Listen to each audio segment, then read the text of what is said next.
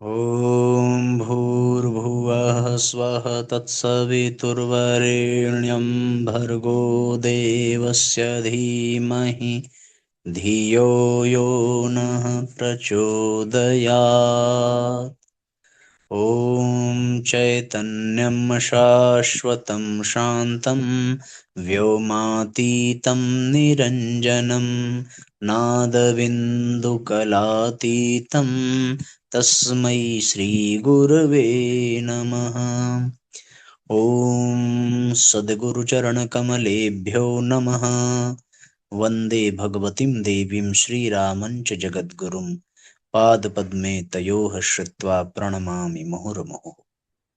परम पूज्य गुरुदेव परम वंदनीय माता जी के दिव्य संरक्षण में विराजमान ऑनलाइन दैनिक स्वाध्याय के आज के सत्र में आप सभी आत्मीय बंधुओं का बहुत बहुत स्वागत अभिनंदन है। साथियों, आइए भावपूर्वक आज के सत्र का हम सभी शुभारंभ करते हैं।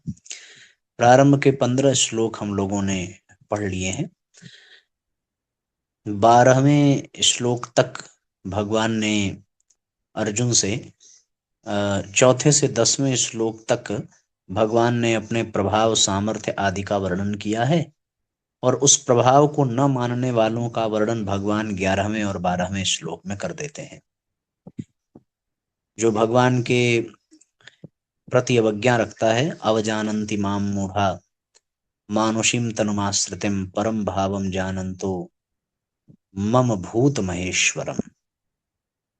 जो मेरी अवज्ञा करते हैं, मुझे सामान्य मनुष्य शरीर वाला मान करके और मेरे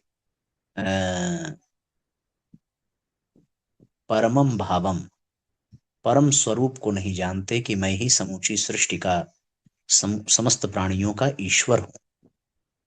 12वें श्लोक में भी इस बात का वर्णन है। जो भगवान की अवज्ञा करते हैं उसके विषय में भगवान कहते हैं, मोघ आशा मोघ कर्माणो मोघ ज्ञान विचेतसः।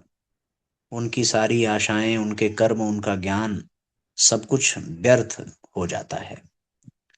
फिर आगे भगवान ने अर्जुन से कहा कि राक्षसी मासुरीम चैव प्रकृतिम मोहिनीम श्रिताः। वो राक्षसी स्वभाव वाले हो जाते हैं, आसुरी और मोहिनी प्रकृति के अधीन हो जाते हैं।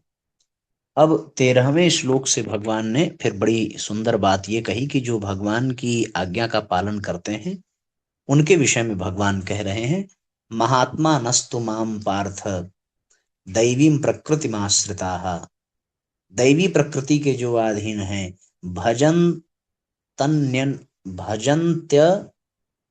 भजन्ति अनन्य मनसो ज्ञात्वा भूतादिमव्ययम्। वे मेरा भजन करते हैं यह जानकर कि मैं ही सृष्टि का आदि हूं, मैं अविनाशी हूं। भजन्ति अनन्य मनसो, अनन्य मन से माने पूर्ण निष्ठा के साथ करते हैं। पीछे श्लोक में भजन करने वालों का वर्णन, अब भगवान आगे के श्लोक में उनके भजन का प्रकार बताते हैं। सततं कीर्तयन्तो मां यतन्तश्च दृढव्रताः नमस्यन्त्यश्च मां भक्त्या नित्ययुक्ता उपासते। सततं कीर्तयन्तो मां यतन्तस्य दृढव्रताः नमस्यन्त्यश्च मां भक्त्या नित्ययुक्ता उपासते। नित्य निरंतर मुझ में लगे हुए मनुष्य, यतन्तस्य दृढ़व्रती होकर, दृढ़व्रताः पूरे लगन से साधन में लगे हुए हैं। नमस्यन्त्यश्च वो मुझे नमस्कार करते हुए, माम भक्त्या मेरी भक्ति करते हैं, नित्य युक्ता उपासते और मेरी उपासना करते हैं, प्रेम पूर्वक कीर्तन करते हुए।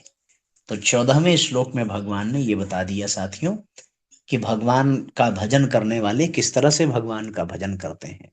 सततम निरंतर करते हैं, कीर्तयन्तो भगवान का कीर्तन करते हुए, माम यतन्तस्य दृढ़व्रता भगवान का पूरी लगन के साथ दृढ़व्रती होकर के, नमस्यन्त्यस्य भगवान को नमस्कार भी करते हैं, माम भक्त्या वे मेरी भक्ति करते हैं, नित्य युक्ता उपासते, और निरंतर मेरी उपासना करते हैं।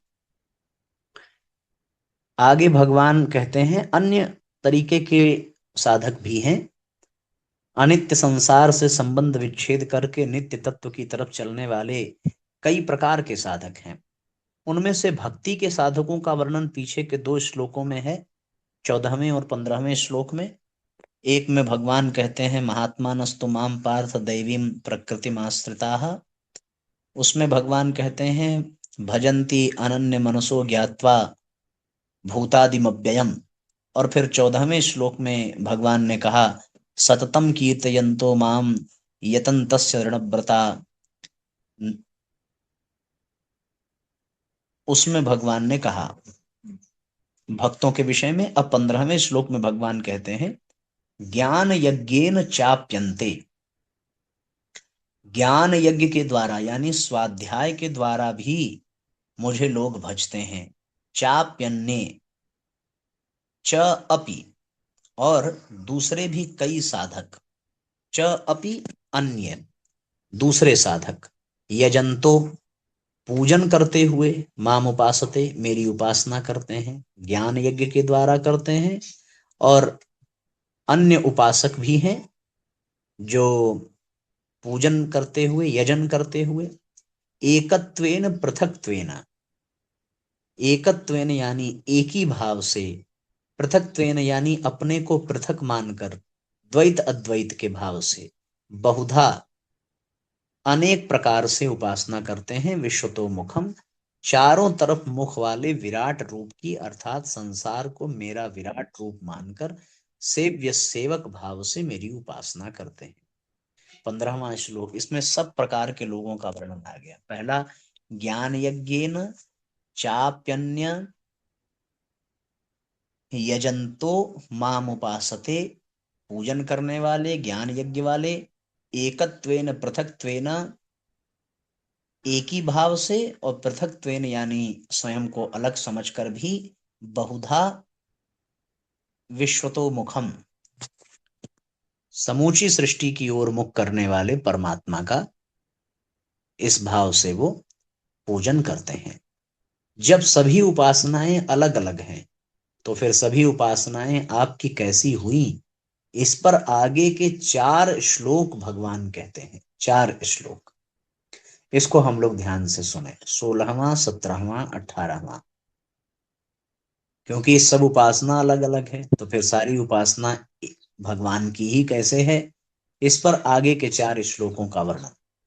अहम क्रतुरहम यज्ञः स्वधाहमहमौषधम् मंत्रोहमहमेवाज्य महमग्निरहम हुतम्।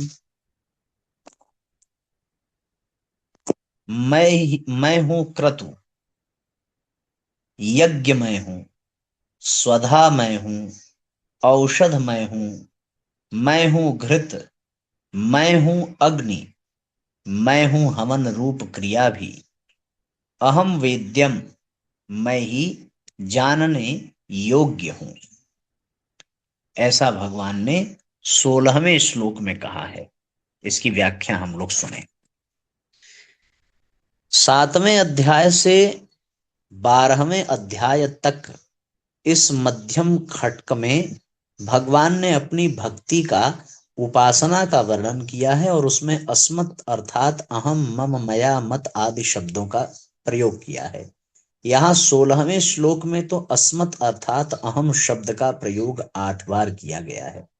अहम शब्द का इतना अधिक प्रयोग इस खटक के दूसरे किसी भी श्लोक में नहीं किया गया है। अपनी रुचि, श्रद्धा, विश्वास के अनुसार किसी को भी साक्षात परमात्मा का स्वरूप मानकर उसके साथ संबंध जोड़ा जाए तो वास्तव में यह संबंध सत्य के साथ ही है। केवल अपने मन बुद्धि में किंचिन मात्र भी संदेह न हो।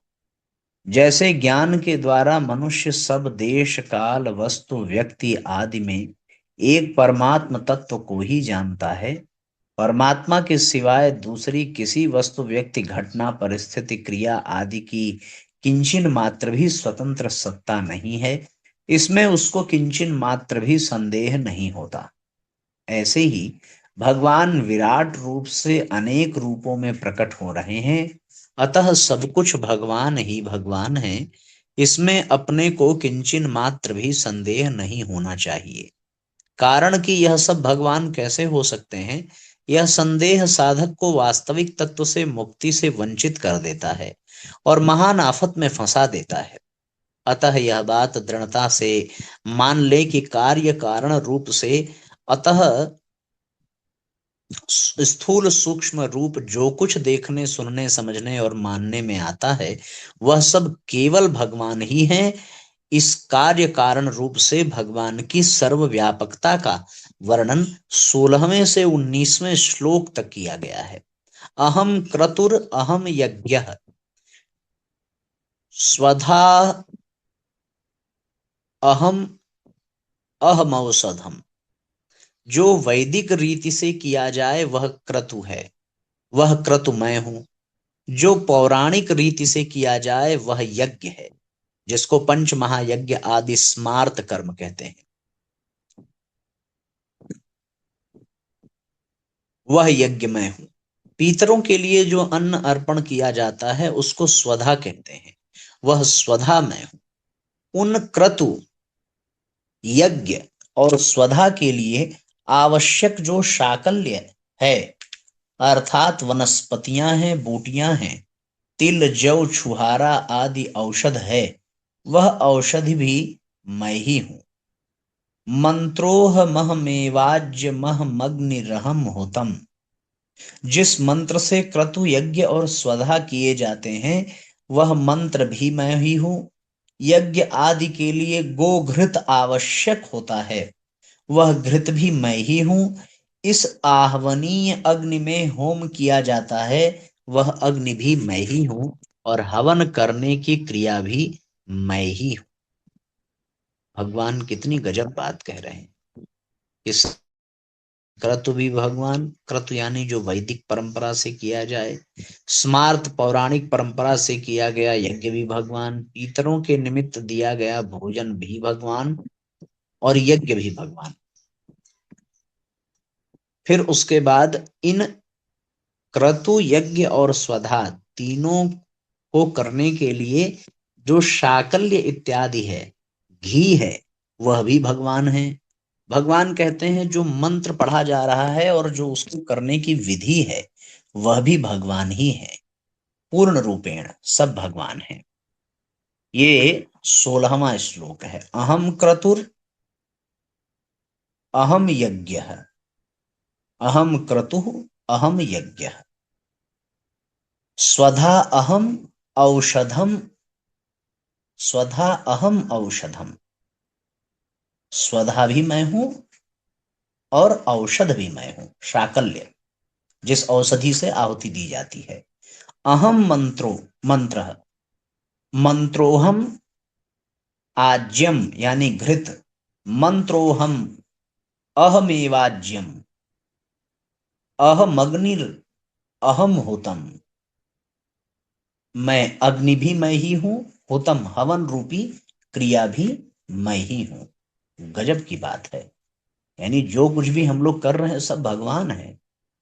अहम क्रतुर अहम यज्ञ स्वधा स्वदा स्वधाहम स्वधाहम हमौषधम, स्वधा अहम हमौषधम अहमः शौधम।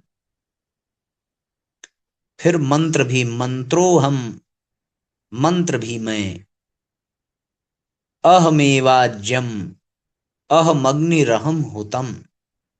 मंत्र भी मैं, अहमेवाज्यम मंत्रोहम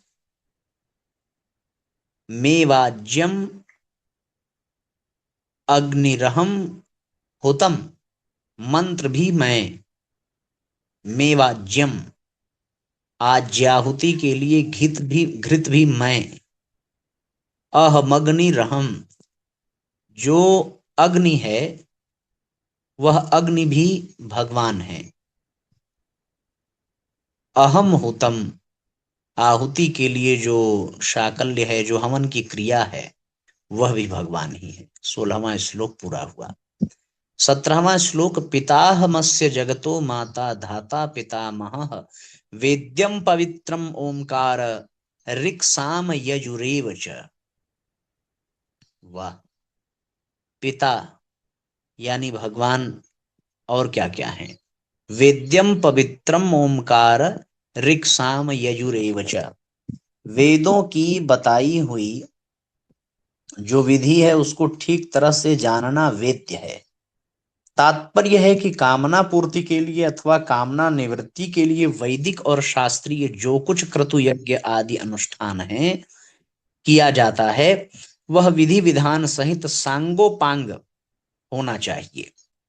विधि अतः विधि विधान को जानने योग्य सब बातें वेद्य कहलाती हैं। वह वेद्य मेरा स्वरूप है। यज्ञ दान और तप ये तीनों निष्काम पुरुषों को महान पवित्र करने वाले हैं। यज्ञोदानम तपश्चैव पावनानि मनीषिणाम।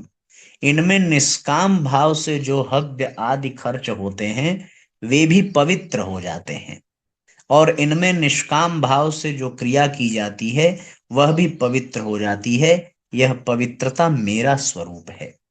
क्रतु यज्ञ आदि का अनुष्ठान करने के लिए जिन ऋचाओं का उच्चारण किया जाता है उन सब में सबसे पहले ओम का ही उच्चारण किया जाता है। वेदवादियों की यज्ञ दान तप आदि सभी क्रियाएं ओम का उच्चारण करके ही आरंभ होती हैं। वैदिकों के लिए प्रणव का उच्चारण मुख्य है, इसलिए भगवान ने प्रणव को अपना स्वरूप बताया है। कहा भी गया है तस्य वाचकः प्रणवः। उन क्रतु यज्ञ आदि की विधि बताने वाले ऋग्वेद यजुर्वेद सामवेद ये तीनों वेद हैं, जिसमें नियताक्षर वाले मंत्रों की ऋचाएं होती हैं। उन ऋचाओं के समुदाय को ऋग्वेद कहते हैं। नियताक्षर वाले मंत्रों की ऋचाएं, जिसमें स्वरों सहित गाने में आने वाले मंत्र होते हैं, वे सब मंत्र सामवेद कहलाते हैं। जिसमें अनियताक्षर वाले मंत्र होते हैं वे मंत्र यजुर्वेद कहलाते हैं। ये तीनों वेद भगवान के ही स्वरूप हैं। पिताहमस्य जगतो माता धाता पितामहः। इस जड़ चेतन स्थावर जंगम आदि संपूर्ण संसार को मैं ही उत्पन्न करता हूं। 7वें अध्याय का 6वां श्लोक है, एतद्योनीनि भूतानि सर्वाणीत्युपधारयत अहम कृत्स्नम जगतः प्रभवः प्रलयस्तथा। बार बार अवतार लेकर मैं ही इसकी रक्षा करता हूं, इसलिए मैं पिता हूं। 11वें अध्याय में 43वें श्लोक में अर्जुन ने भी कहा है कि आप ही इस चराचर जगत के पिता हैं। पितासि लोकस्य चराचरस्य। इस संसार को सब तरह से मैं ही धारण करता हूं, और संसार मात्र को जो कुछ विधान बनता है उस विधान को बनाने वाला भी मैं ही हूं, इसलिए मैं धाता हूं। जीवों की अपने अपने कर्मों के अनुसार जिस जिस योनियों में जैसे जैसे शरीरों की आवश्यकता पड़ती है उस योनि में वैसे वैसे शरीरों को पैदा करने वाली माता मैं हूं, अर्थात मैं संपूर्ण जगत की माता हूं। प्रसिद्धि में ब्रह्मा जी संपूर्ण सृष्टि को पैदा करने वाले हैं।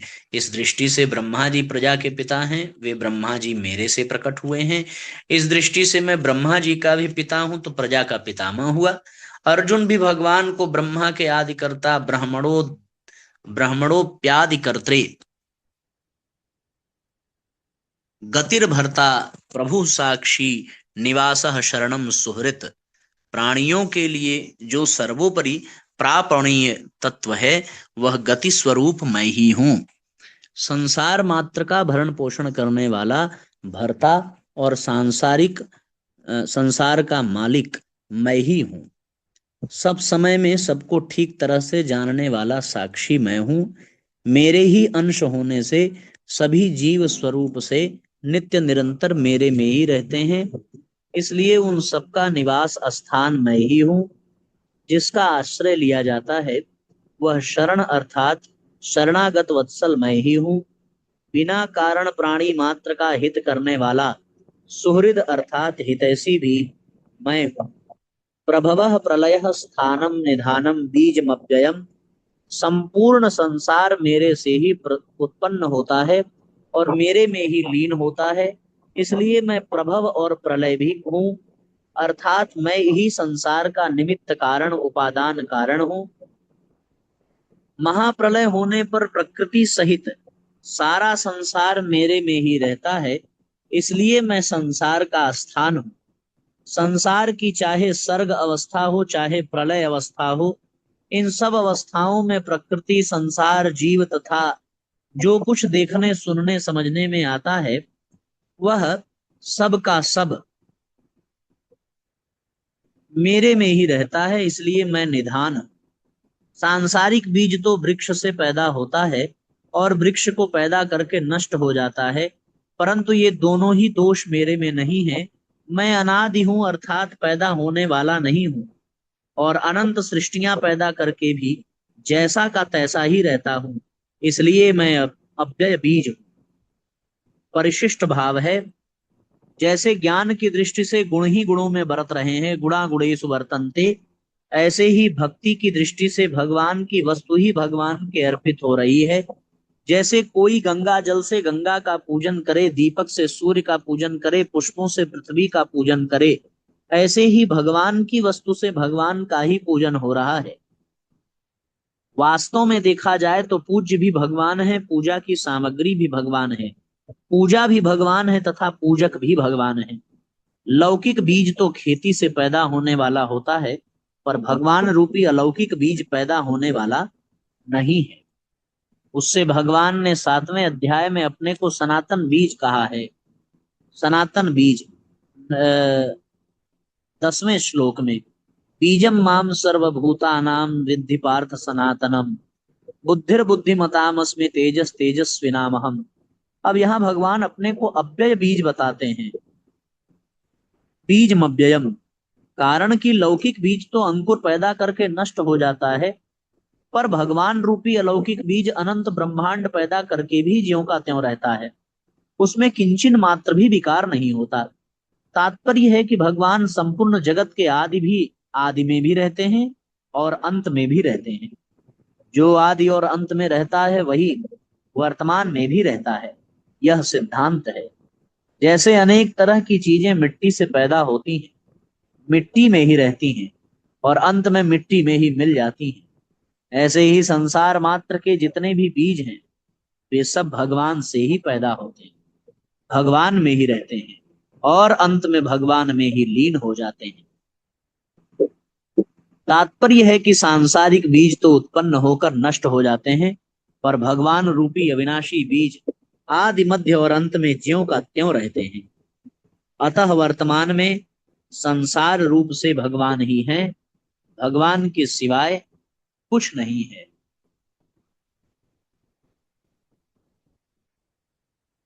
इस तरीके से साथियों ये 16, 17 और 18 ये 3 श्लोक आज हम लोगों ने पढ़े हैं।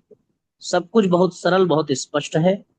कण कण में भगवान, हर विधि हर क्रम में हर कर्म में भगवान है। यह भाव जितना विकसित हो उतना आनंददायक है। अब आइए गायत्री मंत्र पढ़कर आज के सत्र को विश्राम देते हैं। ओम भूर्भुवः स्वः तत्सवितुर्वरेण्यं भर्गो देवस्य धीमहि धियो यो नः प्रचोदयात्।